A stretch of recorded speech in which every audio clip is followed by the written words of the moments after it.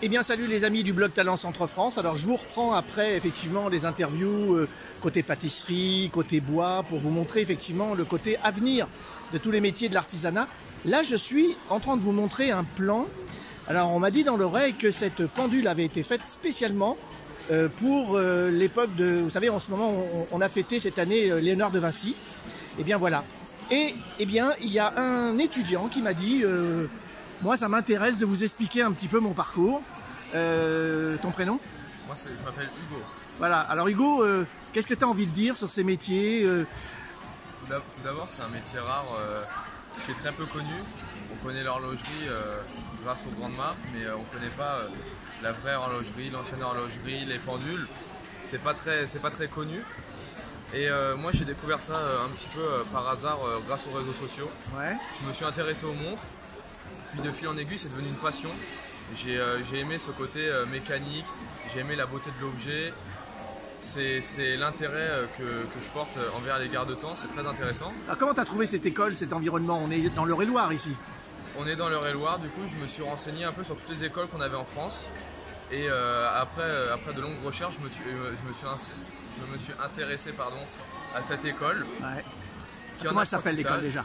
C'est le campus 37 qui a joué les tours. Ok. Donc c'est une école, pour l'intégrer il faut avoir un maître d'apprentissage. Oui. Donc après de longues recherches, j'ai réussi à trouver un maître d'apprentissage qui me donne son savoir. Et de plus, l'école me fait un complément d'apprentissage. C'est-à-dire que en entreprise, je vais travailler sur de la montre de luxe, de la montre contemporaine. Et en école, je vais travailler sur de la pendule et sur un autre type de montre que je ne pourrais pas voir en entreprise. Donc l'avantage de cette école, c'est que c'est un complément que ce que mon maître d'apprentissage peut m'apprendre. Et combien de temps ça dure? Alors moi, comme je sors d'un baccalauréat, ma formation, normalement je suis en CAP. Oui. Un CAP, normalement c'est 2 ans. Mais moi je vais le faire en 1 an car j'ai déjà toutes les matières générales comme le français, l'histoire et les maths. Donc moi je suis là que pour 1 an pour faire les matières pour l'atelier, la technologie.